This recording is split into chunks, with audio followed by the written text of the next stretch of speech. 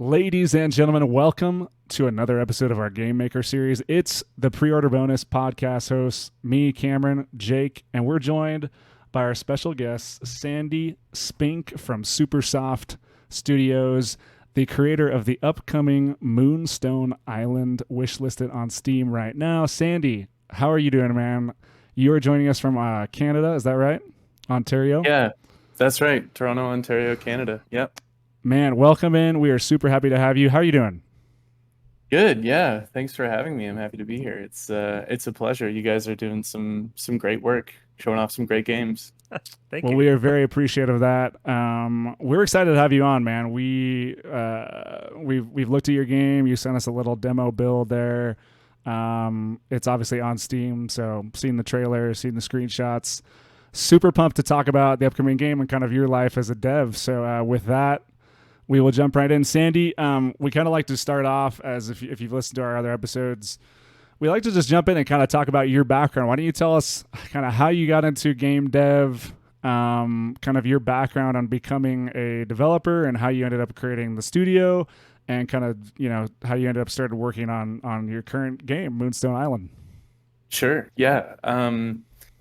So I don't actually have like any industry experience like a lot of devs. I kind of just um, wanted to do it, and so I started to do it. I've been making games for like ever since I was a kid. I started messing around with like Game Maker and stuff because I was always pretty terrible at programming. So the Game Maker interface was nice because you could just kind of throw stuff together.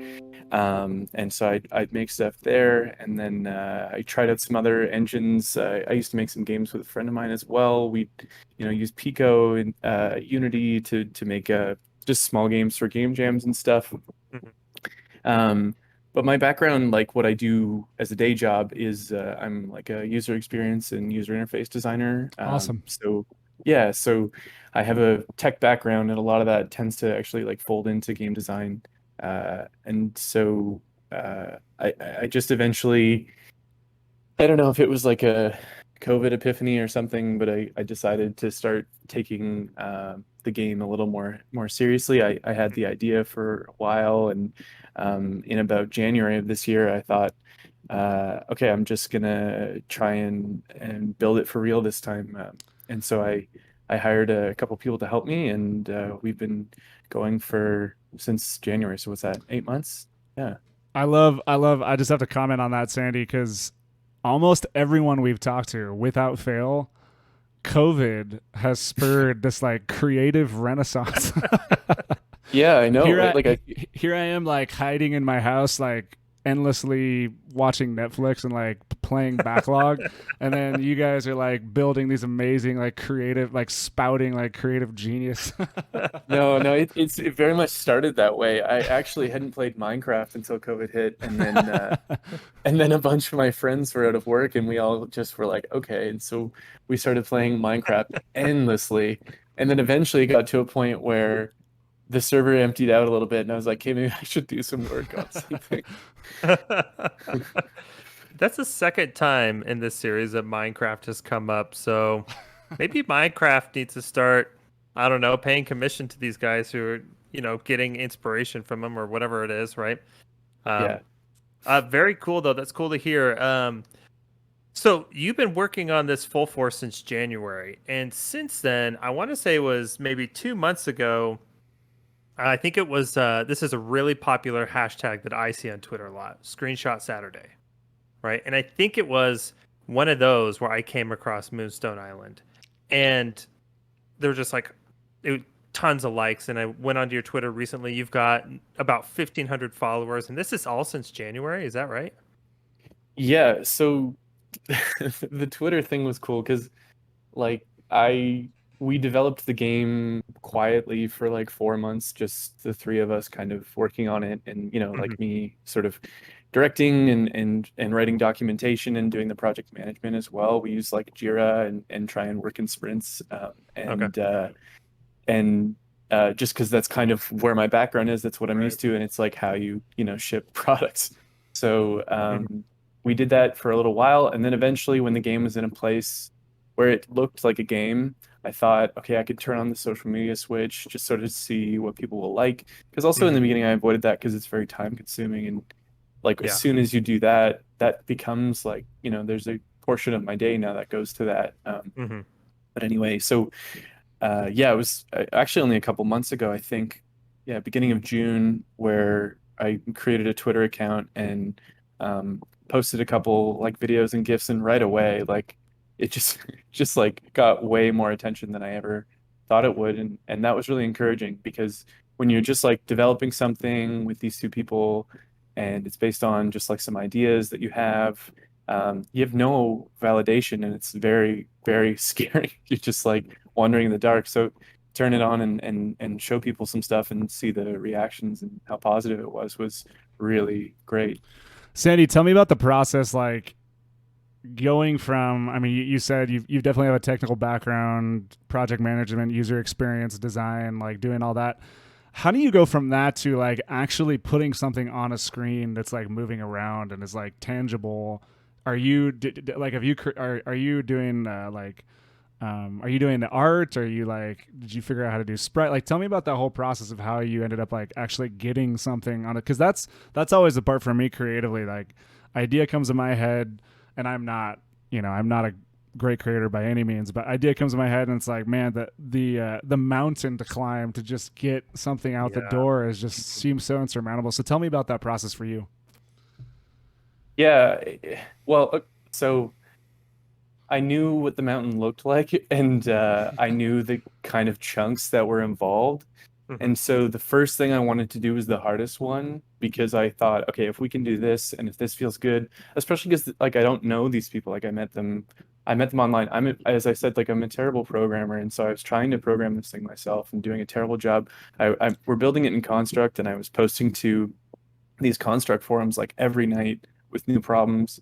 And this same guy just kept kind of responding, Oh and even wow. downloading my project and like fixing it for free. And Oh eventually my I was gosh. That's just awesome. like, Wow. I just asked him if he wanted to work with me. And his name is Stan, and he's just a magician at Construct. He just things that should be impossible, he seems to be able to do in like 2 hours with like zero bugs. So yeah, I got lucky in that sense. But the battle system, the card-based battle system, the Hmm. whole idea of a deck builder is kind of like it has so many if statements and like exceptions and weird rules. And so I knew that that would be the hardest piece of the whole thing. So we started there because I was like, we need to be able to do this. And then once that's done, hopefully we can just like ride that momentum. And since then, you just don't look up at the mountain. You just kind of keep stepping and hope that you reach the end. So you're Yeah. so you just to add on to that just a teeny bit, Jake, and then I'll let you ask. You're started programming. You said Construct. That's what you're using. Is that okay? It's not like Um, a very popular engine, but it's a bit like GameMaker in that you can program events without any code, and it's Mm. pretty powerful. so was this with you like creating assets and then kind of just programming and doing everything by hand, like from the beginning yourself? Is that right? Yeah, mostly stealing assets from like writer's resource and stuff just to like see Yeah. if it fit and worked, Yeah, right? absolutely. Because Gotcha. you just approve a concept. It's not like I'm not making any money or sharing it. I Right. just wanted to see if it would work. So in the beginning, it was just Hmm. about that. And then when it started to feel good, that's when I started to get more serious about the art. And that's when I reached out to Kosefi, who does our pixel art, and Got got it. him Got on it. board. Awesome. Mm. So you've got the Nice. triple threat combo. You've got kind of the UI, the game design. You've got the programming, and you've got the art. That's awesome, man. That's great. Yeah. Yeah. Yeah, something about the card base that I wanted to ask. So you said this is the biggest hurdle, and so you decided to tackle it head on. And so I want to know what is it about the card base, turn base that makes it the most difficult? Is it thinking about how just you're going to balance all these different types of cards and have variety in the cards, or is it something a little more behind the scenes in terms of programming the cards to do exactly what they say they're going to do? What's the most difficult part about that? I mean, it's both those things you touched on are difficult. The diversity is one. Mhm. Coming up with like synergies, right? That's a huge thing with deck building. It's like you can't just have a bunch of cards that do a bunch of things. They also need to have this like puzzled aspect where Hmm. this card actually works really well with this card, especially if you get that card and things like that. So that's tricky, and that's something I'm still learning. Like it's definitely an iterative process, but the trickiest part is just the nature of deck building is like in real life, you often would have cards, and there will be cards that in a game like say Dominion or something, Hmm. it'll tell you to like pick up your discard pile, go through it, pull a card, and trade it with this card, which in real life is very easy. But in a system where you're storing all of this in like JSON or whatever, and you have to then like call all of that data, display it on the screen, inhibit these controls, and so um, the Oh, game wow. the game is all like the combat system is all about kind of breaking the combat system in a way and like creating these overpowered combos, and so that I think is really difficult to program. And not to say that I know a lot about how it's done because Stan is the one doing all that, but I can understand why because it's very much based on exceptions and like if statements and sort of conditions. Certain cards like will have whole chunks of code dedicated to just one card. So Sandy, are Wow. you coming up with all this like on paper essentially, or like just in your mind, and then like, hey Stan, can you convert this to program? Just how does that process look between you two? Yeah, it depends on what we're working on. I mostly use like for things like the cards we use spreadsheets because you'll have your Right. column, it's like description, damage, multiplier, base, and then like if the card does certain things, if it draws or reduces armor, things like that. Hmm. You set that all up in a spreadsheet, so a card will have the spreadsheet goes from A to X, I believe, of like possible things that it can be, and so each card is just a row in a Gosh. spreadsheet basically. But then for other things like things that are more like story based or just like less concrete math, I'll often just like use Google Docs and just like document what Hmm. I want done, and then I send that over, and we kind of like go back and forth for a little bit until we agree on what needs to be done, and then we iterate as we go. So piggybacking off that, I mean, the scope of this game is pretty huge. I mean, you just looking at your Steam page, like you have procedurally generated islands, you have crafting, you've got a story, you have Yeah. card-based combat, like deck builder stuff going on. I mean, this is huge, man. Like there's so much going on here. Like talk to The us about the Go ahead, Jake. the list is A to X, I feel like, in terms of things going on in the game.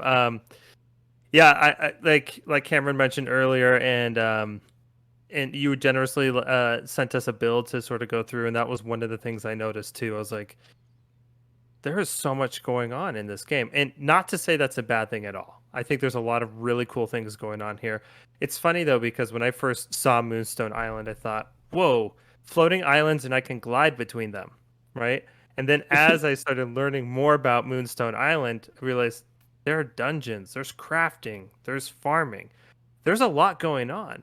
And so I'm just stealing Cameron's question, but it's interesting to us. You are in this position as sort of like creative director, right? What's happening? How is that decision process being made of what aspects you want to include in the game, how you're going to include them, and executing those ideas? I guess. Yeah, it's a constant struggle with like I was listening to a game developer talk recently, and like they were saying like it's very easy to come up with cool ideas. What's difficult is deciding like which ones to keep. Like you could come up with 10 Hmm. years of work us just sitting here like talking about it, right? But Right.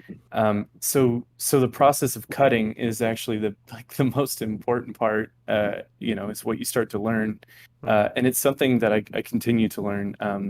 And the scope of the game sounds ridiculous, but we are trying to be realistic, and Hmm.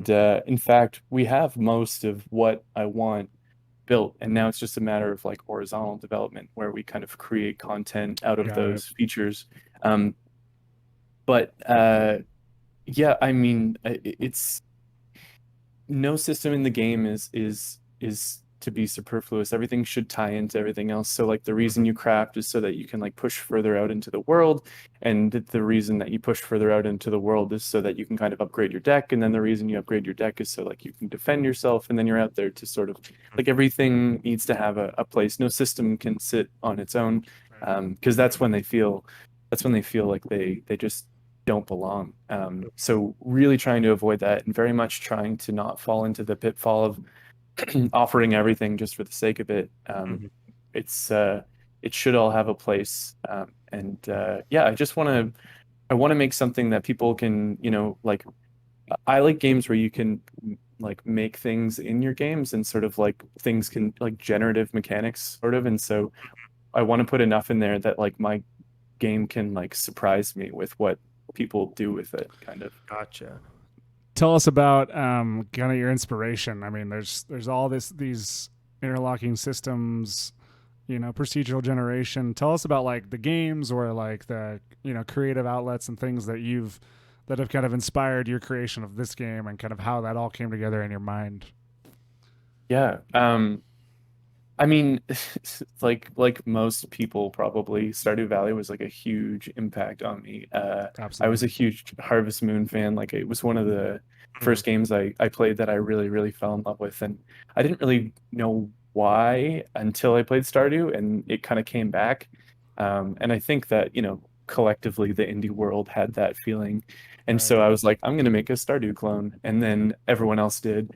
And so I realized, like, I have to do something else, or at least take those mechanics and like Mhm. bring them somewhere else, and do something else with them. So um I'm also like really big into like anime, and like Studio Ghibli specifically kind of goes with me wherever I go creatively. And Castle in the Sky was like huge for me. And so this Mhm. idea Awesome. of these floating islands sort of came to me. I don't really know when or how. It's just like thinking about procedural world generation. And it makes it really easy though, because what we do is we can kind of just like load the islands that are near you, and then kind of offload the rest. Whereas instead of like dealing with this huge bulky map that's like connected everywhere, Got it. we can Mhm. kind of just sort of drop things in and out as you move around the world. So the world could be actually like infinitely large, because Stan, being amazing as he is, figured out like how to stream it infinitely. But we're gonna create. I think that I don't want to fall into like the open world problem where you have like a game that's very wide and very shallow. We want like a smaller world with more Right. depth. Yeah. Yeah.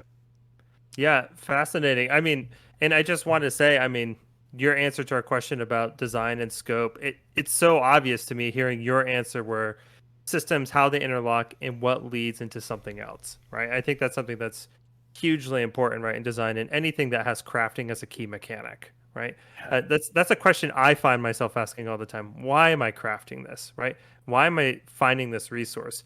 And actually, an epiphany for me was actually Stardew Valley, where um, I realized I could use bat wings to do something that was really important, and I was like, "Oh my gosh, this resource makes sense. Like I have a ton of Yeah. this, and it makes sense."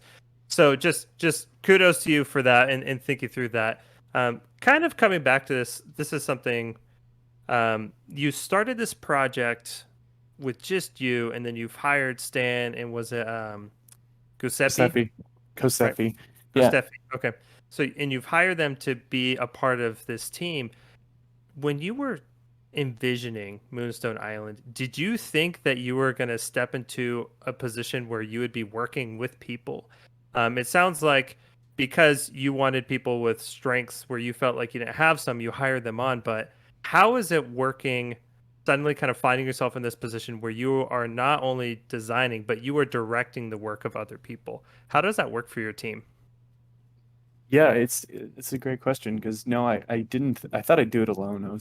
Like, that's why I chose Construct. I was like, okay, I can't program, but with Construct you can make stuff really quickly, and I had been doing some tests, and I could make stuff happen. So, Hmm. um, but when I realized that the scope of what I wanted to do was still far beyond what I was capable of, I thought, Hmm. okay, I do need to hire someone. So I started with Stan, and I think what made it easy was that he's very good. And Hmm. we just sort of tried. The first thing we did was like an inventory system. I just kind of wanted to see like how that would go, and stuff.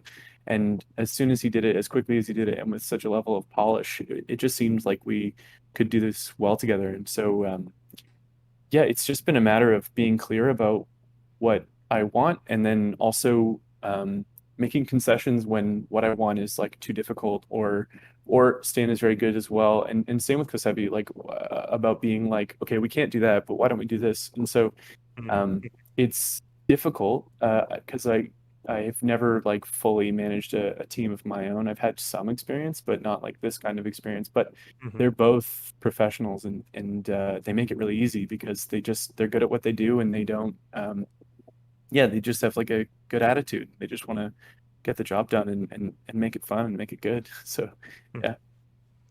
Yeah, always good to hear when you got a great team. Makes a Hmm. big difference on whatever project you're working on. Yeah, I got very lucky. So Sandy, and if you've listened to some of our episodes where we talk about specific games, we break things out, and this is a question we always ask people just to kind of dig into their design thinking around the game.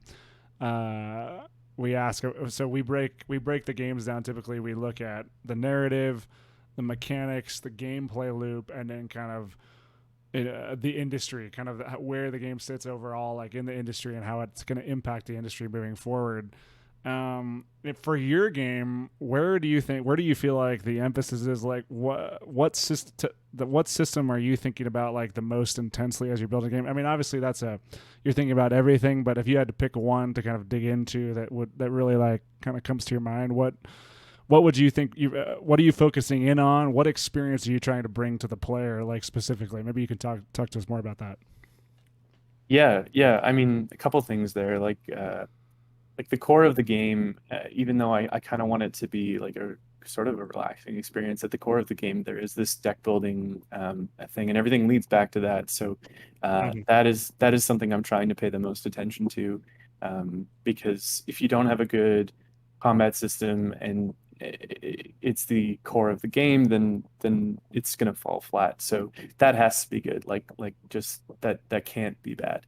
Mhm. And uh, the experience though, just generally, like I want to create a space where, as I said kind of previously, like people can, I don't want to say like express themselves, but like they can make it their own game. Like Mhm. I want people to be able to influence the world in a way that is unique to them, and they can tell their friends like, oh, like I did this, or send a screenshot of something they've built, or a way they've arranged something, or I don't know, maybe a combo of cards that they've set up, just different things that are creative in a sense, like a place where people can have fun and explore not just the world but also the mechanics. And like about your question, like which one do I emphasize the most? They're obviously all important, but we started with the mechanics as the framework because I think that to me that's the foundation of the game. It's Mhm. like everything comes back to the mechanics, the core mechanics. Very That's cool. awesome. Yeah, you brought up Studio Ghibli. I gotta say, kudos to the whole team. Kudos to Gosefi, right, who is doing art. I think your color palette, when you mentioned Studio Ghibli, I could finally pinpoint it. That color palette of Moonstone Island reminds me a lot of Howl's Moving Castle when they're out in the field area. You know that part of the movie? Oh, I Uh, know that part. And there's like that big body of water and that huge moving cloud. Yeah, yes, that yeah. part. So I was trying to pinpoint it because as I've been looking at all sorts of there are lots of indie games, lots of great indie games coming out. Something that's been standing out to me personally lately is different color palettes that people are selecting.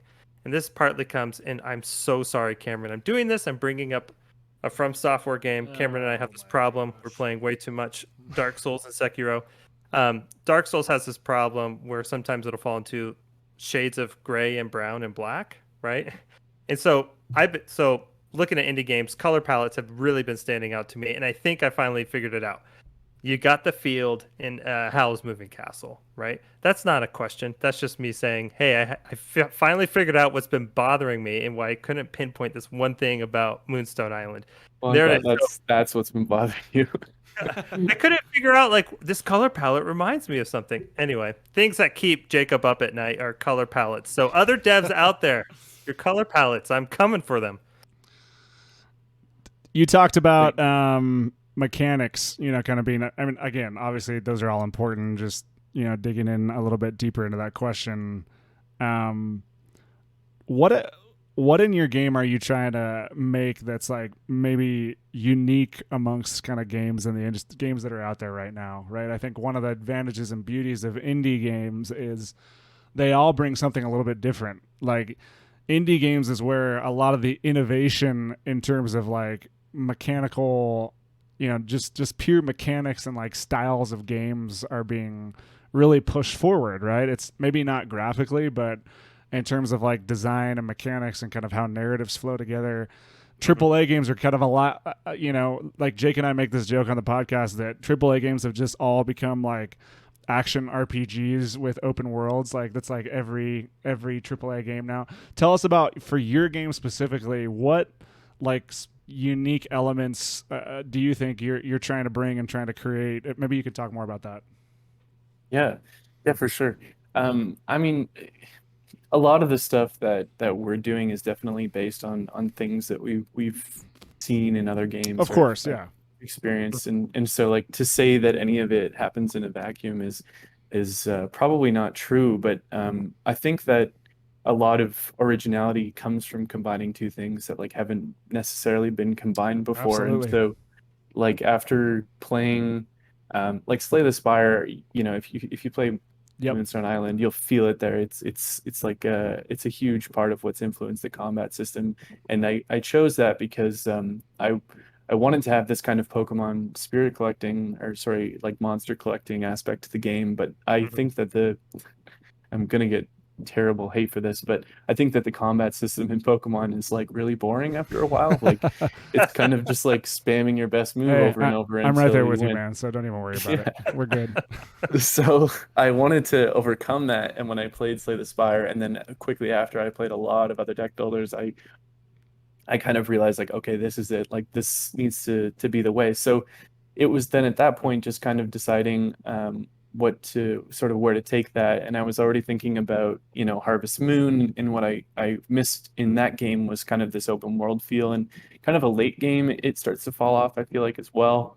And so I thought like maybe if we can open it up a bit. And so I think when I talk about the game, what I like to tell people is that it's like an open world deck builder, which kind of has this like dissonance to it, right? Like most deck builders are, like a board game or a card game or like a roguelike or something like that. Whereas this is like, no, you're going to play this experience for what I'm hoping could be like 20, 30, 40 hours. And you're going to be building your decks that whole time, and trying different things, and finding your cards out in the world and upgrading them through things that you do as you explore. And so I think that angle hasn't been explored as far as I've seen, really. And I mean, I'm sure it has. There's so many indie games out there, but that's the angle I'm trying to play as far as like novelty is concerned. Did you say there's monster catching in this game? I just want to be clear. Yeah. So any of the Oh my spirits you gosh. fight, you can feed them the crops that you grow in battle, as opposed to playing cards. And if you can do that without dying, they'll join your side, and you can then keep them on your farm or take them out in battle. I just got to say, you are speaking to a lot of people right now. I just say open Yeah. world, deck builder, monster catcher, Harvest Moon. Man, yeah, I mean, from the looks of things, Sandy, like, I mean, it looks like you definitely are, but if you pull this off, like, this looks to be a phenomenal experience. There's something for everybody. There really is. Absolutely. Yeah, Absolutely, man. that's the key, is pulling it off. And also too, like I got to say, like there's a lot of mechanics, and who knows, like maybe we'll chop something. Like nothing should be kept if it doesn't have a purpose. So the game might change, but so far so good. So yeah, we'll see. Well, so far it looks and feels phenomenal from the demo you sent us, and so we are super, super excited. Super excited. Thank you. Sandy, that brings us, we are close to time. I'll just give you the floor for the last like minute here. Tell us, where is the best place to kind of find you and then support Moonstone Island? Like, what's the best way for people to support you, find the game, keep up to date with stuff? Yeah, like right now all we have is Twitter, really. I didn't want to get too many social media accounts because it would just take up so much time. And we're hoping to secure some funding, and we'll be able to bring it to all the platforms everybody has. But for now, just follow us on Twitter. We're at Moonstone_game, and that's the best thing you can do. I'll be posting stuff about the game. I like to post like sort of the rules and the mechanics, and then also any announcements we have. So that's the best place to go. Well, you heard it here, guys. It's on Twitter at moonstone_game. Please go out and follow them. We'll make sure and put that link in the description on YouTube and in the podcast links. You can follow me at Mass Generic and follow Jake at Jacob_ChipTip18. Make sure you follow the podcast too at PreorderCast. We'll post information about Moonstone Island as we hear more about the game. Release date, Sandy? Exclusive for the... I'm just joking. Next year sometime. I don't know. Next year sometime. We'll make sure and keep a close eye on it and check back in when the time comes. But we appreciate everybody listening. Make sure you subscribe to the podcast if you aren't already, or leave a review. It really helps us out, helps people find these awesome developers like Sandy that come and join us and talk to us. We appreciate all of you, and have a great night.